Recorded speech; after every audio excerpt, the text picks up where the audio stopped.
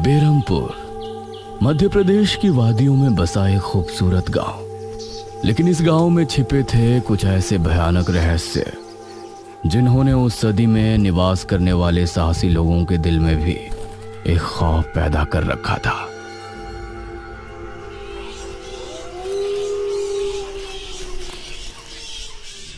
आज तो बहुत दिनों के बाद मित्रों से मिलना हो रहा है, बहुत आनंद आएगा।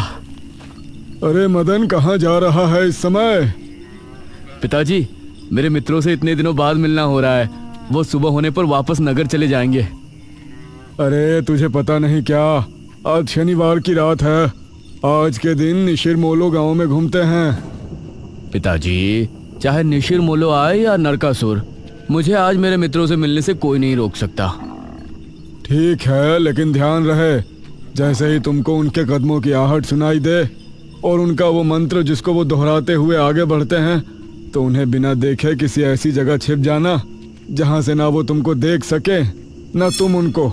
और जब तक उनकी आवाज आना बंद ना हो जाए उनके सामने नहीं आना। वो 4 भयानक आदमी होते हैं जो अपने कंधों पर एक ताबूत को उठाए होते हैं, और अगर कोई उन्हें देख ले तो वो जिंदा नहीं बचता। मुझे पता है पिताजी, अब मैं चलता हूँ। यह कहकर मदन घर से निकल गया, लेकिन उसके पिता के चेहरे पर उसकी फिक्र साफ नजर आ रही थी। निशिर मोलो आ जाएंगे और साथ ले जाएंगे। ऐसा लगता है कि हमारे गांव के लोग अभी भी दूसरी सदी में जी रहे हैं। वो तेज तेज कदमों के साथ आगे बढ़ रहा था। कुछ देर बाद उसे जंगल की तरफ एक पगडंडी वाला रास्ता नजर आया। यहां से जाऊंगा तो जल्दी पहुंच जाऊंगा, यहीं से आगे बढ़ता हूँ। बिना ज्यादा सोचे वो जंगल के अंदर बने उस पगडंडी वाले रास्ते पर आगे बढ़ गया।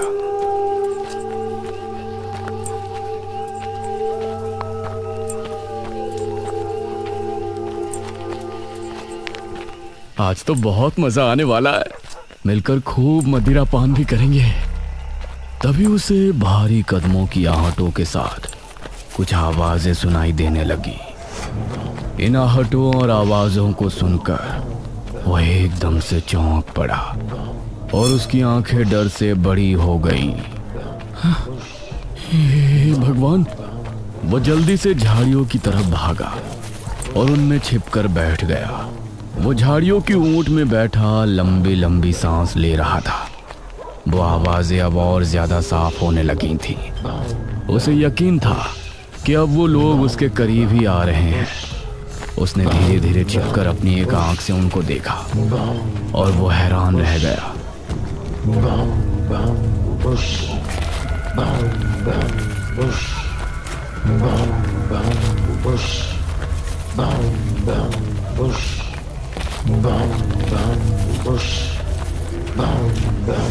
हे भगवान, मैंने इन्हें देख लिया। हाँ। मदन पूरी तरह से झाड़ियों में छिप गया और कुछ देर अपनी सांस तक रोके वहां छिपा रहा। फिर उसने धीरे से झांक कर देखा तो अब वो लोग कहीं नजर नहीं आ रहे थे। हाँ, लगता है चले गए। वो वहां से निकला और दोनों तरफ देखा तो वहां कोई नजर नहीं आया। हाँ, शुक्र है भगवान। उसने एक कदम बढ़ाया ही था कि तभी उसे फिर से वही आवाजें अपने ठीक पीछे से सुनाई देने लगी। उसने एक झटके से पलटकर देखा तो वो चारों ताबूत वाले शख्स ठीक उसके पीछे खड़े थे।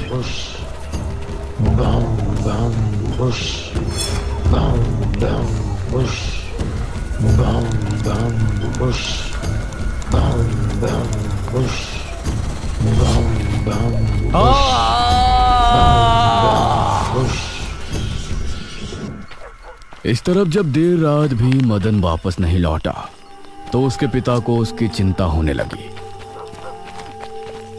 उसने गांव के एक आदमी विपुल को साथ लिया और जंगल की तरफ रवाना हुआ।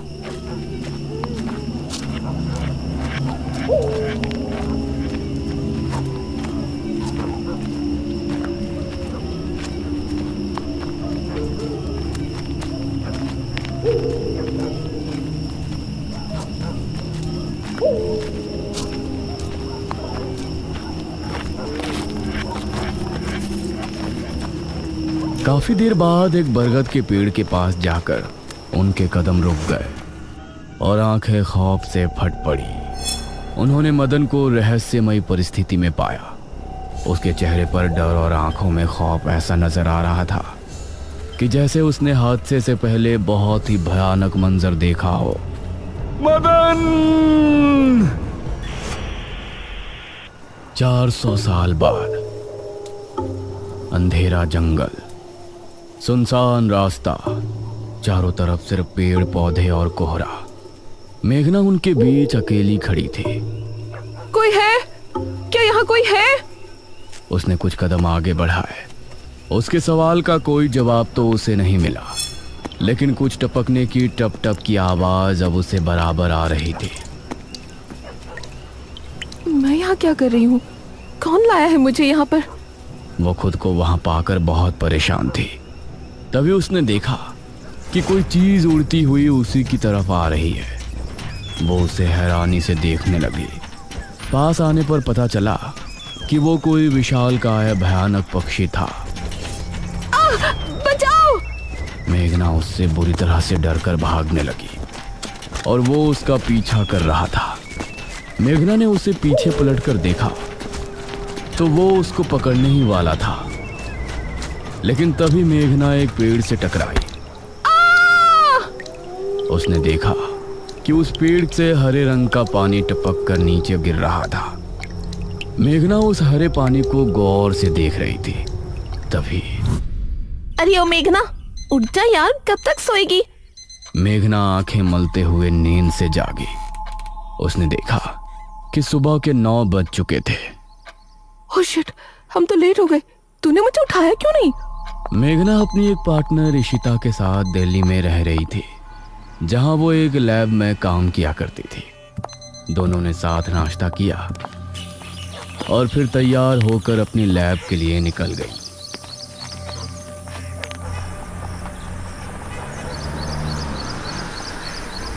तेरा ऑमलेट खा खा कर मेरा पेट खराब हो चुका है। रोजाना कच्चा ही बना कर दे देती है। शुक्र मना कि कच्चा भी खाने को मिल तो रहा है। तेरे भरोसे रहेंगे तो वो भी नहीं मिलने वाला। सोकर ही 9 बजे उठती है।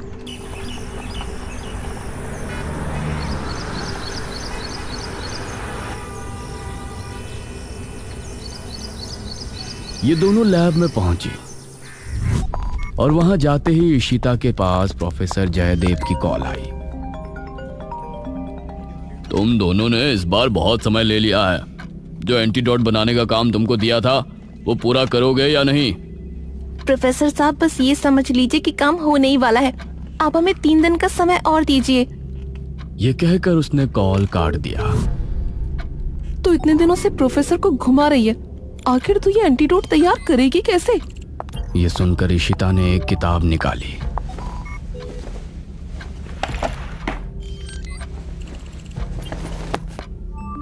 यार देख ये किताब, इसमें बहुत से ऐसे लिक्विड के बारे में लिखा है जिनकी कहानी पुरानी दंत कथाओं और लोक कथाओं से जुड़ी है। तो तू कहना क्या चाहती है?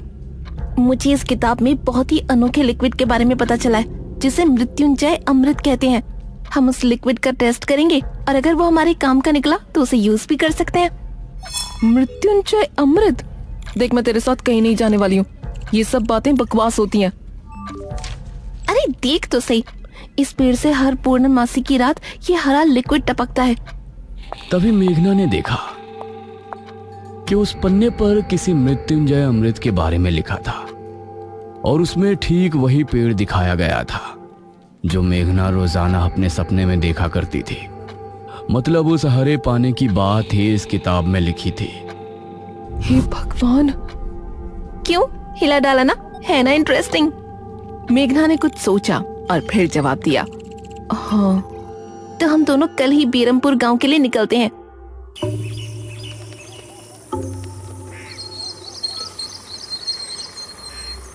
ये दोनों अगली सुबह ही बस से बेरमपुर के लिए निकल गई।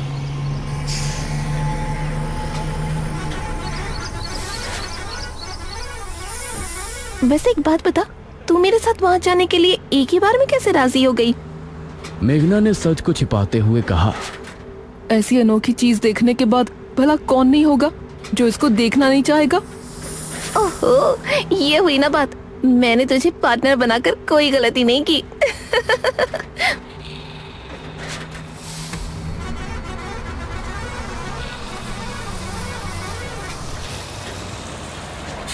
ये दोनों 5 घंटे के सफर के बाद एक जगह उतरी।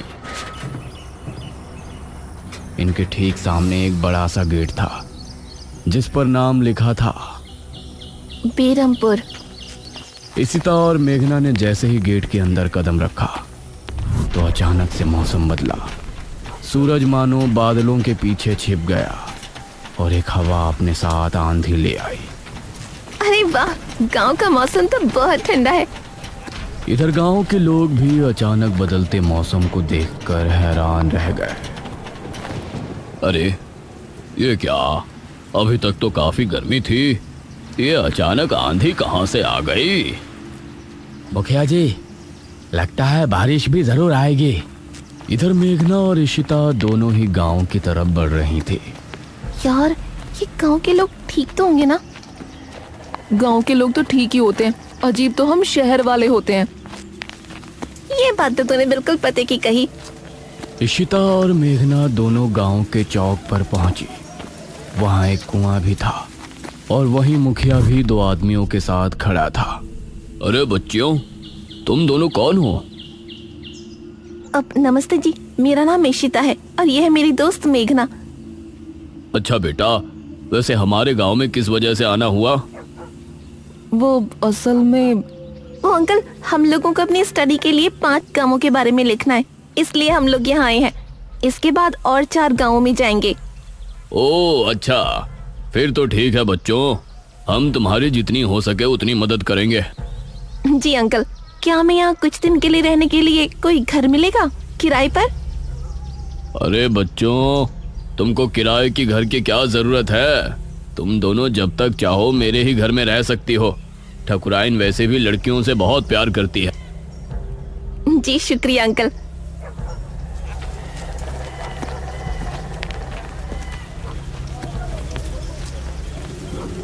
मुखिया इशिता और मेघना को अपने घर ले आया। तभी घर के मंदिर में जल रहा दीपक बुझ गया। अजी सुनती हो ठकुराइन? जी आई। ठकुराइन कमरे से बाहर आई। नमस्ते आंटी। नमस्ते बेटा। ओ जी, ये प्यारी प्यारी बच्चियां कौन है? ये दोनों शहर से अपनी पढ़ाई के सिलसिले में आई हैं। हमारे गांव के बारे में लिखना चाहती हैं। वो क्या होता है रे, वो रिसर्च करने आई हैं। तभी वहां पर एक और लड़का आया। क्या कहा? हमारे गांव पर रिसर्च? इशिता और मेघना ने उसे देखा। भला हमारे बेवकूफ गांव में आपको क्या मिल सकता है? ये सुनकर इशिता और मेघना हैरान रह गई। चुप करो अनुज, ऐसे कोई अपने गांव में बोलता है क्या? ये मेरा बेटा है अनुज। अनुज ने मेघा और इशिता की ओर देखा और उन्हें हाथ जोड़कर नमस्ते किया। नमस्ते बेटा अनुज, जरा इन दोनों को वो खाली कमरा दिखा दो जो तुम्हारे कमरे के बराबर में है। ठीक है पिताजी, आओ देवियों। देवियों? अनुज कॉरिडोर से होते हुए उनको कमरा दिखाने ले जाने लगा। इसी समय गांव के मंदिर में बैठा पुजारी भगवान की आरती कर रहा था। तभी अचानक से दिया बुझ गया। ये संकेत तो ठीक नजर नहीं आ रहे। हे प्रभु, रक्षा करना। वैसे आप लोगों को रिसर्च करने के लिए यही गांव मिला था? अरे हम लोगों को 5 गांवों के बारे में लिखना है, तो इसीलिए जो भी गांव पास दिखा चले आए। इसके बाद और किसी गांव में जाएंगे। अच्छा, वैसे यहाँ कुछ ऐसा है जो कि रहस्यमय या ऐतिहासिक हो? हाँ है ना, एक राजमहल। राजमहल यहाँ? हाँ, 400 साल पहले जो यहाँ के राजा हुआ करते थे, उनका महल। वैसे अनुज, क्या तुम हमें उस महल में लेकर चलोगे? हाँ, तुम लोग जाना चाहोगी तो जरूर। तो ठीक है, रात को जब सब सो जाएंगे तो हमें वहाँ ले चलना। यह सुनकर मेघना इशिता को हैरानी से देखने लगी। रात के समय तुम लोग मजाक तो नहीं कर रहे? नहीं, हम तो चलने को तैयार हैं। तुम्हें डर लग रहा है तो बताओ। मेरा गांव है ये, मुझे क्यों डर लगेगा? ठीक है, ले चलूंगा, लेकिन पिताजी को और माँ को पता नहीं चलना चाहिए। ग्रेट। तो बताओ किस टाइम आ रहे हो? 12 बजे तक पिताजी और माँ दोनों सो जाएंगे। मैं उसी समय तुम लोगों को ले आऊंगा। हाँ सही है। ये कहकर अनुज ने उन्हें कमरे में छोड़ा और वहां से चला गया। ये क्या? हम तो उस मृत्युंजय अमृत के बारे में पता करने आए थे ना। अब हम ये राजमहल क्यों जा रहे हैं? अरे उसको सीधा पूछते तो उसे शक हो जाता ना। आज हम राजमहल चलते हैं और फिर कल उसे जंगल जाने को कहेंगे और वहाँ जाकर बातों ही बातों में उससे मृत्युंजय अमृत के बारे में पूछेंगे। ये सही है। इस तरफ गांव के लोग मौसम के बदलती ठंड से बहुत हैरान थे। पुजारी बार बार आसमान की तरफ देख रहा था, जहां उसे काला अंधेरा इधर उधर घूमता हुआ नजर आ रहा था। करीब 12 बजे जब मुखिया और उसकी पत्नी गहरी नींद में थे तो अनुज कमरे से निकला। अरे लगता है आ गया। इशिता ने उठकर दरवाजा खोला। हाय अनुज। तुम लोग तैयार हो? हाँ चलो, हम तो रेडी हैं। तो चलो। अनुज इनको लेकर घर से निकला और इन्होंने 2 गलियां पार कर ली थी। उफ, तुम्हारे गांव में हवा इतनी ज्यादा चलती है क्या? रोज तो नहीं चलती, लेकिन शहर की 2 लड़कियों के साथ लगता है उनके शहर का प्रदूषण भी आंधी के रूप में साथ आ गया। कुछ देर चलने के बाद ये तीनों एक बड़े से राजमहल के सामने खड़े थे, जिसे देखकर मेघना को कुछ याद आने लगा। ऐसा लगता है कि इस राजमहल को मैंने पहले कहीं देखा है। ये है राजमहल, राजा सूरजभान का। वाकई में काफी आलीशान है। यह कहते हुए इशिता ने अपने कैमरे में उसकी एक फोटो ली। हमें खिड़की से अंदर जाना पड़ेगा, इसका दरवाजा सालों से जाम है। ये तीनों एक खिड़की के रास्ते राजमहल में पहुंचे और वहां की हर एक चीज मेघना को जानी पहचानी लग रही थी। इस तरफ गांव में आंधी का बहाव बढ़ने लगा था। सभी अपने अपने घरों में आराम से सो रहे थे।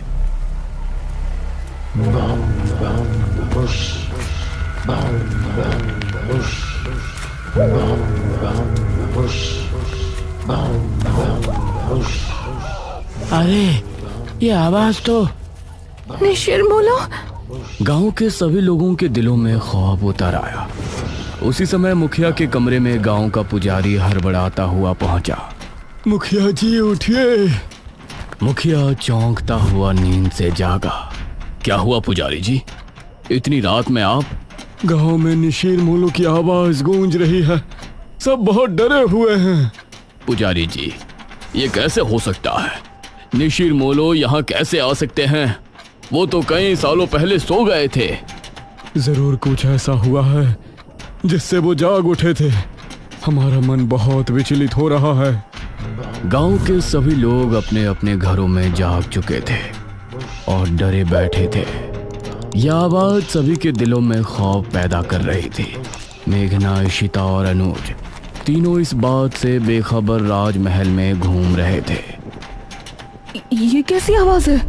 हाँ, मैंने भी सुनी। ऐसा लग रहा था कि कोई सिपाही भारी जूतों के साथ गलियारे में चहलकदमी कर रहा है, लेकिन दूर दूर तक कोई नजर नहीं आ रहा था। उसी समय गांव के 2 आदमी संपत और कप्ता जंगल की सरहद पर बैठे हुए जुआ खेल रहे थे। अरे संपत यार, चल घर चलते हैं, अब बहुत समय हो गया। ओहो, अब तू हार रहा है तो घर चलते हैं। अरे चुपचाप पूरी बाजी खेल, इससे पहले तो मैं तुझे जाने नहीं दूंगा। हाँ। यह सुनकर कप्ता फिर से उसके साथ पत्ते बांटने लगा। उन दोनों को यह आवाज सुनाई दी। तेज आंधी की हवाओं में उनकी आंखें बहुत मुश्किल से खुल रही थी।